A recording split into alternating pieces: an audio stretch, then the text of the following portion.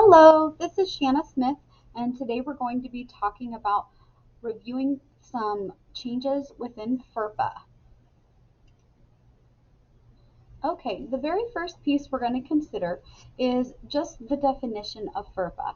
So a quick review would be FERPA is the acronym for Family Educational Rights and Privacy Act.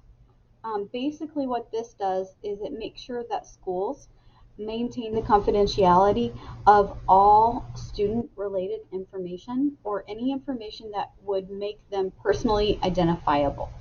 Um, that's the basic definition, but just as a reminder, what does personal information mean? Personal information is specifically related to their name, their address, any like school ID numbers, social security numbers. Um, it can even be personal characteristics, and now that includes biometrics. So that could be DNA, fingerprints. It just goes on, and I think it's probably going to continue to grow as we are in the day and age of so much technology. Um, Also, indirect identifiers. So if there is information that somebody could listen to and then surmise that that came from that particular student, then that would be an indirect identifier. So, like families' addresses would be an example of that. Any information that by itself, or if they're able to put together some pieces, then they could surmise that it was that student. That would be another way that we would be in violation of FERPA. So, just something to think about there. Okay, so the very first thing is, and I think this is what's most scary to people, is they're so very worried about FERPA violations. Well, first of all, I think that's really good that we're being considerate of that, and that's at the forefront of our brain.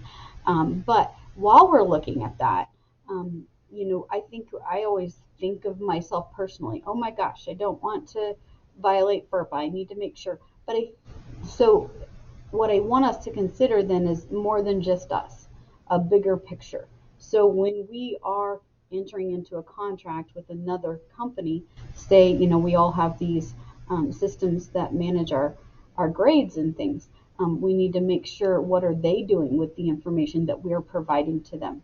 Or like we use Zello, what are they using that information? Because it does have personal identifier information in there. So those are things that we really need to keep track of, and then ask them what their safety measures are in order to ensure protection for our students.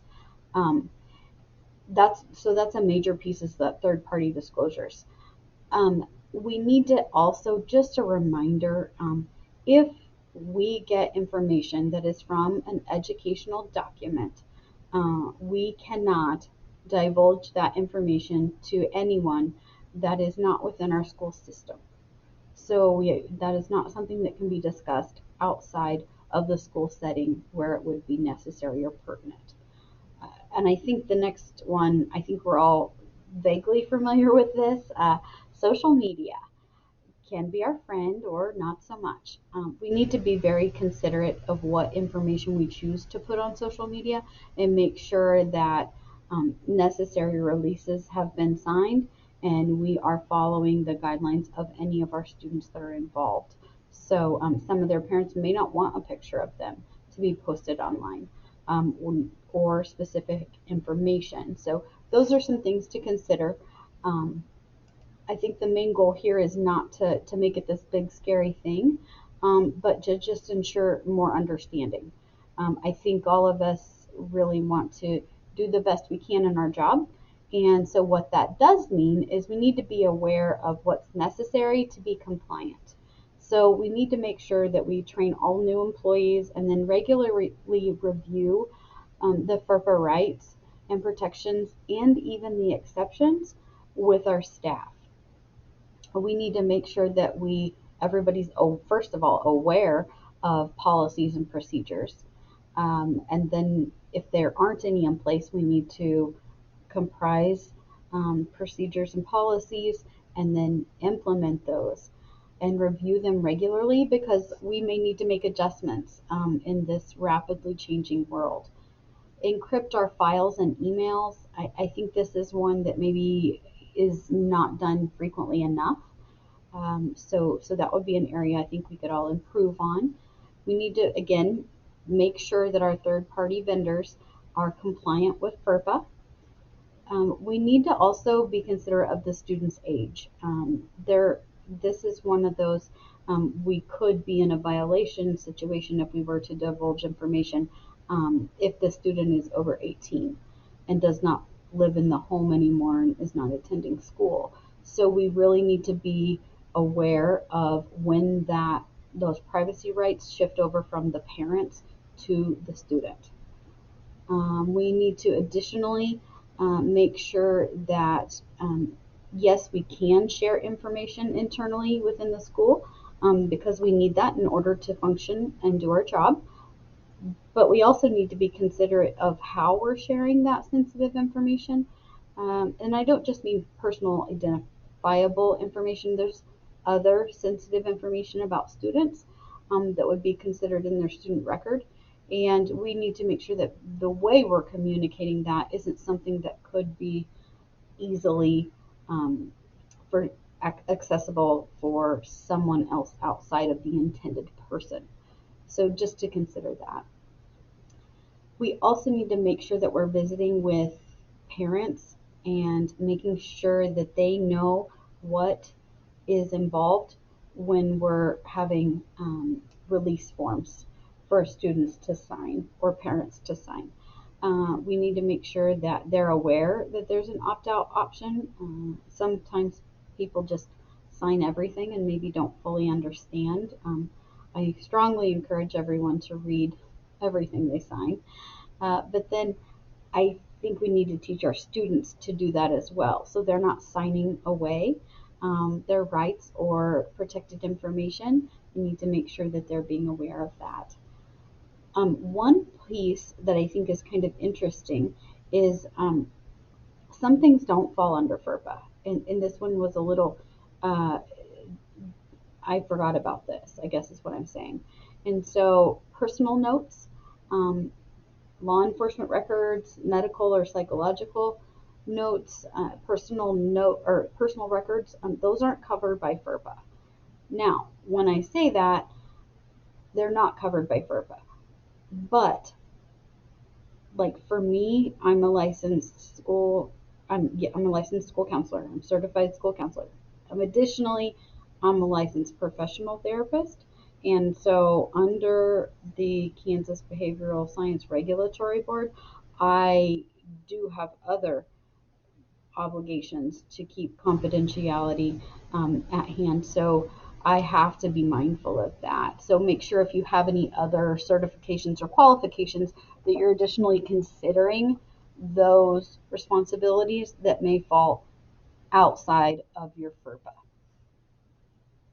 Okay, so um, other exceptions would be school safety, and this would be related to, if we are in an emergency and we need to get information and give that to someone so that we can be protective in nature, then that's connected with an emergency, and that could be an exception. Also, the examples that they gave, which I didn't think about in a disease outbreak, even though, with COVID going on, it's kind of similarly aligned. And so I think that is something we need to think about. And then like a campus shooting where we very quickly needed to communicate with others to keep people safe. For immigration and customs enforcement in school, this was new information for me. And so we have a school resource officer now. This is our first year to have one. So we don't have a lot of experience in regards to their responsibilities as a law enforcement officer or as a school official. So they are not required to report undocumented students, but the details are where that's who decides. Who pays for that resource officer? that's where it starts to get a little sticky. So that would be where I would strongly encourage administrators and school resource officers to do a deep dive and just to clearly understand what their role is based on who's paying for them. Additionally, they are not involved in the process. If a student would need to be removed, they're not involved in that process, and I'm very thankful for that. The Department of Homeland Security is permitted to have access to student information. They do need to have a court order typically, and it's for the purposes of maintaining safety. ACT and SAT, we are not required to disclose data to them, but in order to add, like I have to have a release for me to be able to disclose ACT information. So just something to kind of keep in mind there. Parents are not required to divulge information. They're not. I thought they were to an extent, but they're not. So that is something, because we have to provide a free public education, and that's not dependent on having parent information, which really makes a lot of sense. So that was a clarification that was helpful for me. Okay, so for parents, as we cruise through this, I think many of us are parents. It's really important, I think, for people to have access to the definition of things. So directory information, what do we mean by that? Do they have access also to the district privacy policy? Um, I think it's important for parents to be able to go in and do the opt-out. That's okay. And that involves surveys. A lot of times we have that, and people are collecting information in that way. Photographs and videotaping, I think a lot of us have release forms for this, but it's something to be cognizant of. And then additionally, if your student is involved in a school-related activity, some of those aren't covered by the school. So if they do something like, I don't know, your church group meets here at the school, just because it's in the school building does not mean that it is a school activity. It means we're lending them our building. So that or that church activity that may be happening, that would fall under their privacy, not necessarily ours. But a lot of school sports do have social media pages, so you would want to be aware of what that would look like and decide if you're comfortable with that information about your student being shared. Destroying records. For once, this does not mean a bad thing. We are supposed to purge information on a regular basis.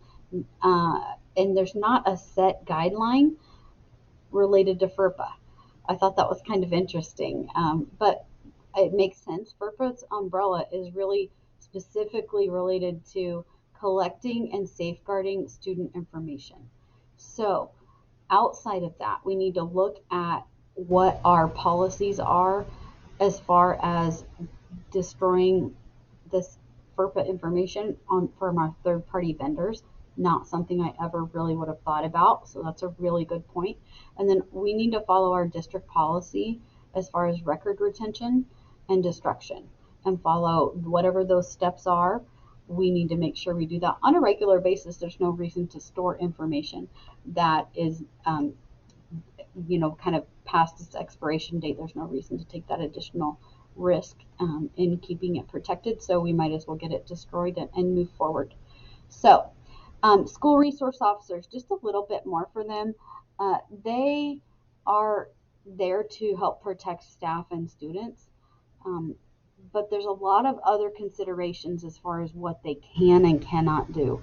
We talked a little bit earlier about immigration and those kind of things, but this is specific to a lot of other information, and it's really sticky, whether it falls under school or law enforcement. So that is something that I think probably would warrant another professional development session to make sure that we're really clear on all of the responsibilities and regulations related to that. So just as a reminder, FERPA applies to us. The reason I put this part last is because we all work in schools. So FERPA applies to all schools who receive federal funding. So that's us. So who, me? Yeah, you and me.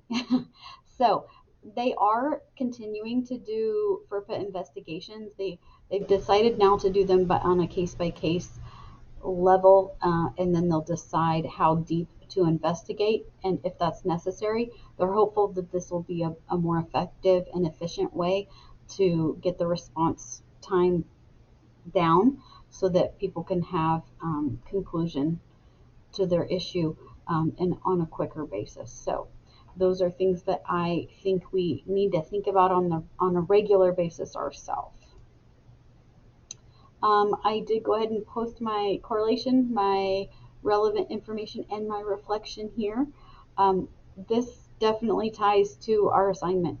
Um, this ties to exactly what we need to do. We need to be able to review large volumes of information, thin it out to the pertinent points, and make sure that we're hitting our key points, our key people. So our staff, our students, our parents, all of our stakeholders essentially. This is very relevant because I think we work really hard, and I think we get a little numb sometimes and forget how valuable student information is, and that we need to be probably a little more vigilant in protecting that. I know the third party piece was a big eye opener for me. And then I think we also need to look at, as far as for my reflection, just looking at our process for removing information. I feel like we take it in, take it in, take it in, but when we've met our 5-year, our 7-year policy, then we need to really get rid of information, because there's no reason that we need to keep that. It's unnecessary risk. So I think we owe that to our students and our patrons. And let's see here. Oh, and here are our references. So here is my first group, and here's my second one. Thank you so much. Have a great day. Thank